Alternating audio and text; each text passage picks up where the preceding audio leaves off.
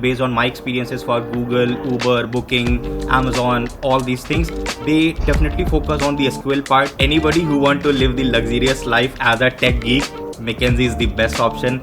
The lifestyle, you will get a chance to like travel back to back. I got rejected by 7 companies. First was Amazon, second was Paytm, third was Adobe, SAP Labs, Wooker, and all these things. And then again in 2020, finally dream came true. I became a part of Amazon.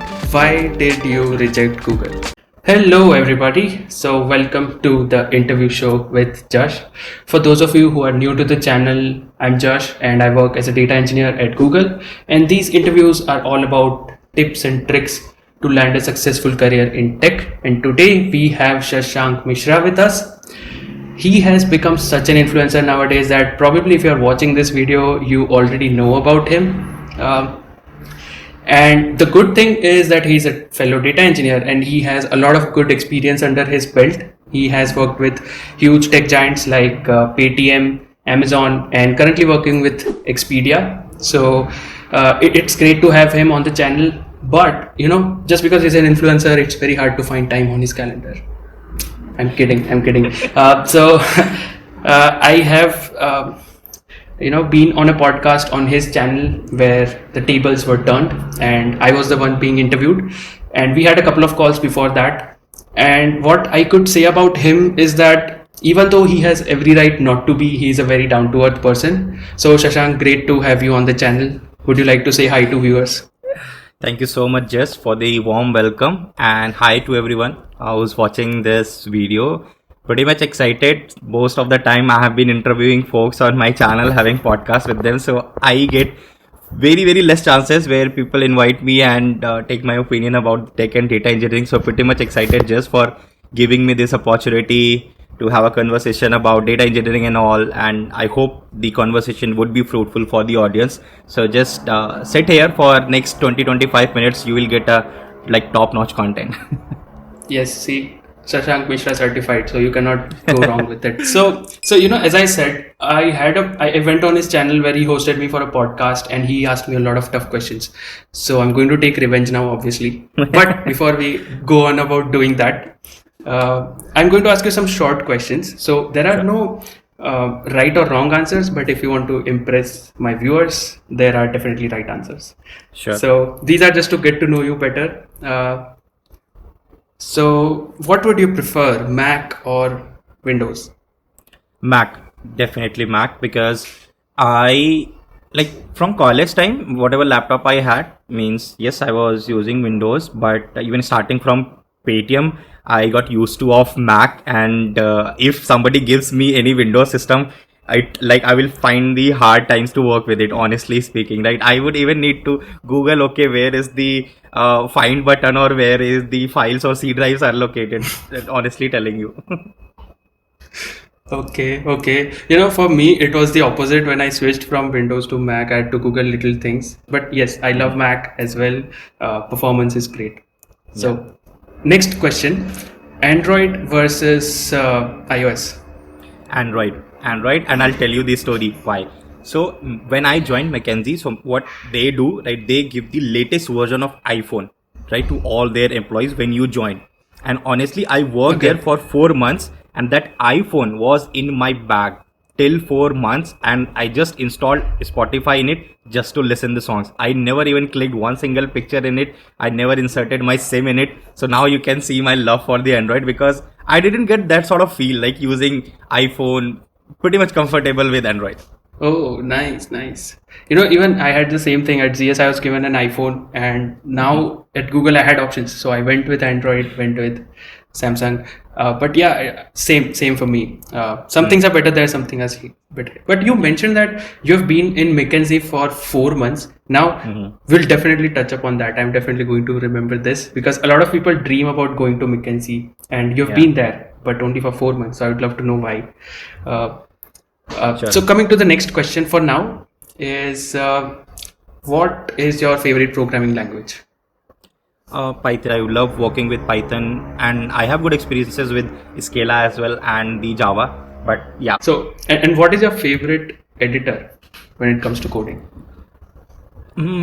Okay, favorite editor PyCharm. Yes, definitely. Again, I use the visual. What was that? I even forgot. Like in college, like Visual Code Studio. What was that for C++ programming? I literally forgot it.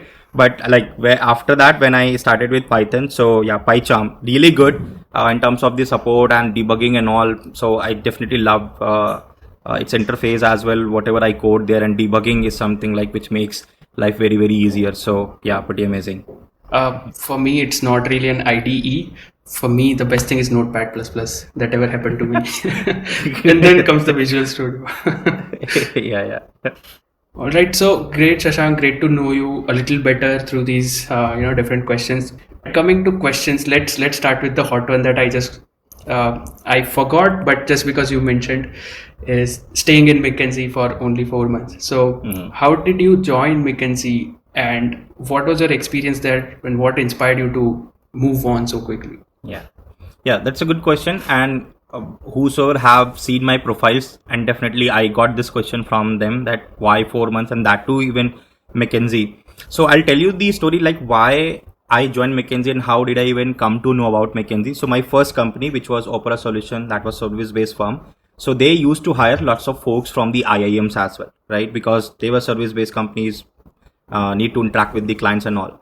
So from those folks, I got to know about the McKinsey. They were kept on talking about these companies, Big Four, BCG, then McKinsey and all these things. And McKinsey was always on top of their list, their lifestyle or the kind of consulting work they do there. They kept on saying McKinsey is very hard to crack, only IIM folks can crack it and all these things. So from that point, I got to know about McKinsey. So when I was in Paytm, and in Paytm, it was again like approximately 1 year journey. But at the end, few things happened, the leadership changes and all, and which I didn't like. And that was the reason not to stay in Paytm and look out for other opportunity. Since I have always been experimental with my profile and my career, and it has started from my 10+2 itself. Like I even did my 10th in commerce stream, then 10+2 in science PCM. I wanted to become a teacher, simple PCM, MSc and BSc, but suddenly, not sure what happened, just by a random choice, I picked BSc computer science, and safer side I had physics and mathematics. That's why as a third option I picked computer science. So that's how things moved from there. So like you can even see, like things have been quite experimental and random for me. And same thing I was following when I was moving from Paytm. I thought I have worked for service based company. I have seen the Paytm kind of startup environment as well. Now, since I have heard a lot about the McKinsey from my past folks as well, let's try the consulting environment as well. Like whether I would enjoy it or not, how things actually work there, the lifestyle, the client interaction and all, right? So just for that, you can say just for that kind of experiment, right? I applied on McKinsey's career portal, right? And I got an interview call because Paytm, obviously a good name, and I had a good skills on my resume as well by that time. So my profile got shortlisted, and interview process was also very interesting because in McKinsey I was getting hired by the Quantum Black team. That team, right? The interview process was quite rigorous. Everything was involved, and since it is McKinsey, how they can even forget to test you on your behavioral skills and the soft skills. So 2-3 rigorous rounds on hypothetical questions, too much behavioral aspect, business understandings, and communication judgment and everything. It was too much involved there, and like things went well and I was able to crack it. But as I said, since it was an experiment, sometimes your experiments will not move according to your choices or whatever your thought process. So within the 4 months I realized probably I'm not someone who is made for the consulting environment, as in like I was someone who loved to work in a fast pace environment and lots of optional things in terms of the tech stack choices as well. I didn't want to restrict myself on something limited, let's say Kedro or anything, right? So that I realized in 3-4 months, and it's always good as soon as you realize, you take a step, right? Don't wait, okay, let's wait for 6 months, 8 months or 1 year to switch a job, because that will add unnecessary gap in your resume. So that's how the thing happened with McKinsey. Right. Yeah, that's interesting. And it's great that you were able to apply directly on career portal and get the job at McKinsey. So I also had Same opportunity now that you mentioned it, you got it from Quantum Black. I also had it from the same company, but the location didn't work for me, so I had to turn it down. But yeah, just great to know. one simple call out. Anybody who want to live the luxurious life as a tech geek, McKinsey is the best option. The lifestyle, you will get a chance to like travel all the origins, all the, you can say, geographic locations right across the globe. Good working environment as well in terms of the domain exposure and the client interaction and everything. So if you are that kind of guy, definitely McKinsey is the best option. Yeah, true. As I was saying to my audience, that you have reached an influencer level. So what feels different about it? Okay, so I'm not sure. I feel weird sometimes when maybe sometimes folks call me influencer in a positive way, and sometimes people just make a taunt or just like, I have seen these things on LinkedIn. I'm pretty sure I'm saying that taunt happens to somebody saying. like me, because I was just today celebrating 100 like 1000 subs on YouTube, and so when somebody says it to you, I'm pretty sure it's positive. Yeah, like I remember my first post which went viral somehow, that was about my journey, like related to 3 rejections in Amazon, and I was able to crack it, so people loved it. And in a day, like I got more than 1000 requests, right? It was amazing response, and that time I decided, okay, there will be lots of people who can relate with my story. So I kept on writing, and it's been more than 2 years, and I'm still writing on LinkedIn and making that kind of network. And it has always helped me, honestly speaking, in terms of the job opportunities, in terms of the side hustle, whatever good opportunities I have got so far, that is because of my LinkedIn activities. So that's the best opportunity anyone can have. Great to know your influencer journey. I know you don't like the word, so sorry if I'm overusing it. No, not at all. It's like you are using in a right way, because I have, in the 2 years, I have like faced so many folks, right, where they are using influencer term in a very different way, and on daily basis I see these kind of posts targeting influencers and content creators. So that's why I always try to get away from this influencer keyword. I would like to be called like content creator and simple data engineer. That's completely fine. Yeah, right. So now that we've talked about McKinsey, let's talk about the elephant in the room, Amazon.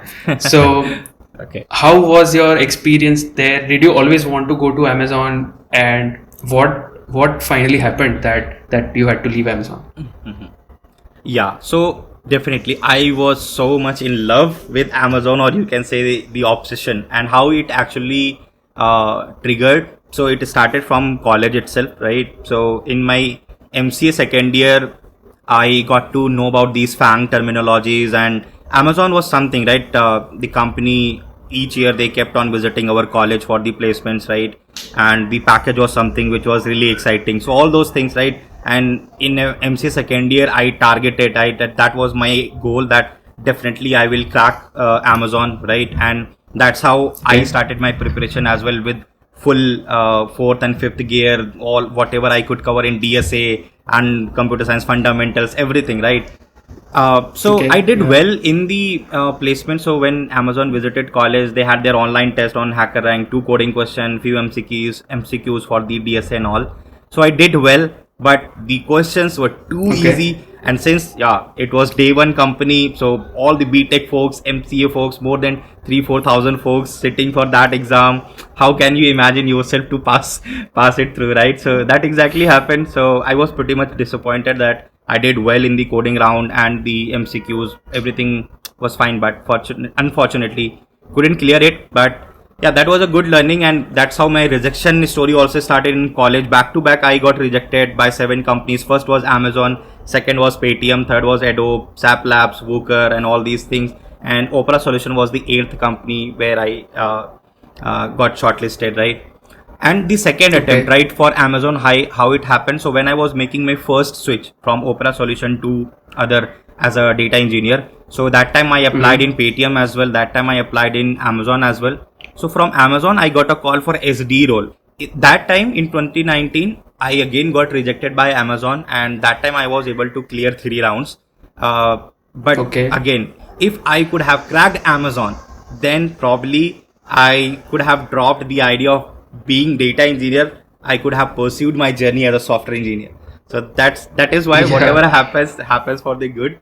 And so when I moved Yeah, from I'm pretty sure if your future version said this to the day when you got rejected, you would slap that future version of you. yes, But yes, only in the future we can understand that yes, some things are happening for a better reason. correct. And you mentioned that you cleared 3 rounds. So what was the round that you got rejected in? Was it system design or was No, it? it all three rounds were the coding round, man. In first round they asked me two coding questions. Second round they asked me one Okay. coding question. In third round they asked me two coding question, right? And the second question, which was little bit difficult, and although I was almost there to solve it. So the data structure it was using, it has to be done by the max heap. But I solved that question with the min Okay. heap, and that was the point where things didn't work well. And then again in 2020, finally dream came true. I became a part of Amazon in the COVID time as a data engineer finally. So the journey was also good, right? Prior to Amazon, I had no experience with the cloud, right? Got a very little bit exposure in Paytm, but extensively I wanted to work on cloud agnostic data pipelines, and that's why I looked forward for the Amazon job opportunity. So 2 years there, I worked on good use cases. Most of the pipelines I built using AWS, all the good services which we keep on using in the big data ecosystem. If you can get the hybrid model, that is also pretty good, like the open source tech stacks and some sort of the cloud part, or pure open source, because I have eventually got the experience of cloud. So anytime Okay. moving forward, it won't be hard for me to move ahead with the GCP or Azure or new services of AWS. So that's how I shifted my mind to again move into these kind of opportunity. So yeah, in Expedia, that's the exact thing I am working on. We have a good Okay. model where we have the open source tech stacks as well. We are using the cloud part as well. So very balanced thing, and the exact thing I was looking for Okay. in my next opportunity. Good, unique perspective. So switching gears a little now, you have cleared a lot of interviews in a lot of companies. So what are some quick tips that you can give to our viewers before they are appearing for, in general, tech or data engineering interviews? Sure. So I would give my answer in two ways. First, we'll talk about these things which you can definitely prepare for the interviews, right? So yeah, as a data engineer, we think the DSA part, we try to ignore it. So please don't do that. But the good part is, again, the question level will not be lead code hard or something. It will always be like lead code easy, medium till medium, not more than that. Second part is like the SQL, right? I have seen lots of good data engineers. They are very good in creating pipelines, playing around with the backend systems, right, and all those things. But they are not confident enough to solve good SQL questions as well, right? They haven't explored it, all the advanced side of it. Let's say the window functions and all complexities of case when statements along with group bys and all these things. So you need to invest your time in that one as well, based on my experiences for Google, Uber, Booking, Amazon, all these things. They definitely focus on the SQL part a lot. 30-35% weightage, I would say, they given to this part. So you need to prepare on that direction as well. Make sure before going for the interviews, you have done good number of exercises in terms of data warehouse designs and the data pipeline designing, be it batch pipeline, real time pipeline. This is the second part which I'm talking about, the behavioral part and the hiring manager part. So what we feel, these rounds are pretty much easy to crack, and we go without any preparation. Sometimes you will also feel that you want to work on some specific domain. Let's say it could be healthcare, fintech, banking, finance, whatever it is. So make sure you do a good research about it, so that in the hiring manager round you can proactively like put questions and answers in front of the hiring manager, and all those things will actually help you to crack the behavioral rounds as well. Great tips. I second a lot of things you said. It has been very helpful for me too. And yeah, one thing that I completely forgot that you mentioned Google, right? And I know that you had an offer from Google, but you did not select, you just rejected it. So why did you reject Google? Yeah, so I think these things, right? See, again, I work for Amazon, and when we are in initial phases, right, we always probably, this is the common phenomena and mentality. We go ahead we always have that kind of dream to crack big names, big companies, work there. But as soon as you like get experience, you see the industry overall, right? You get a different perspective that what you actually like to do. And when you have that sort of maturity, then you will prioritize probably your learnings, your work-life balances, and your growth rather than the brand names or the CTC parts as well, right? So same thing happened with me as I talked about, right? In Amazon, I faced that sort of saturation in terms of the cloud technologies and all. I was little bit inclined on that open source plus cloud sort of hybrid model, not just going again completely into the cloud kind of path. So that was the one of the most strong reason not to move ahead with the Google and go into this one. So yeah, I'm enjoying my role at Expedia and the project we are building from the ground zero. The best learning any developer can have, building anything from scratch. So that's what I'm getting here. And I always, repeatedly tell my viewers that you do not have to have just one goal that you want to go to FANG. There are so many good places that you can learn from. Okay, so talking about something completely different here, getting to know you better side.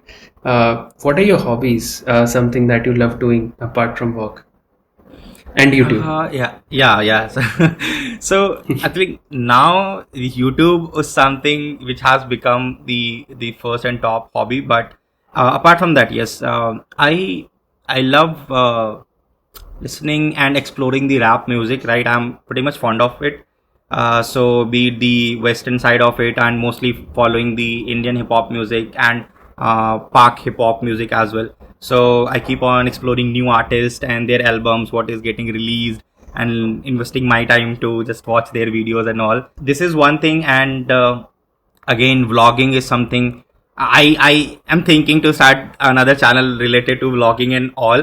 But yeah, I'm still learning from other vloggers how they create it. So that is also something which I personally like. So what are your 5-term plan now? What would you like to focus on more? So that could be exclusive thought on your channel itself. I haven't discussed these things with anyone as of now, not even my wife or probably with my parents. So the plan is something like, since I have been creating content on YouTube and channel, so I have started liking it, right? Obviously, I like my job as well, no doubt on that. But the kind of the way this content creation economy is also increasing day by day, or the scope probably in edtech we can see. So probably that is something which I can pursue in upcoming years moving forward. Not, I haven't taken any decision as of now, but building my thoughts that whether it would be a good decision or not. Yeah, whatever will happen, you guys will get to know in like coming 1 year or 2 year, max to max, not even more than 2. Okay, that's really interesting. Looking forward to it. So yeah, Shashank, I guess this has been a very long interview, but a super interesting one. I know I could have talked about 10 different things that tell me about the Google interview process or this and that, because you've cleared a lot of things, right? So I guess we will do that next time. Sure. I would have to invite you to 2-3 different podcasts to cover everything. So thanks a lot for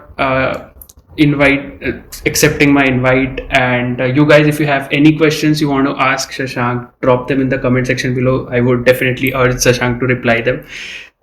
Sure. So yes, thanks a lot for joining. Great. Again. Thank you, Jess. Thanks for having me again. Wonderful opportunity, because I don't get these kind of opportunities quite often to be invited as a guest speaker on the podcast. So I love interacting, and that was a great opportunity. So anybody who is watching this video, again, subscribe to his channel.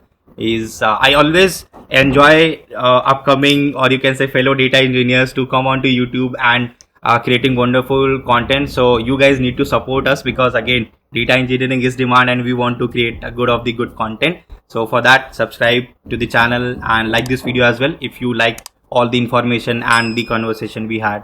So lots of love to you all as well, and thanks just for inviting me.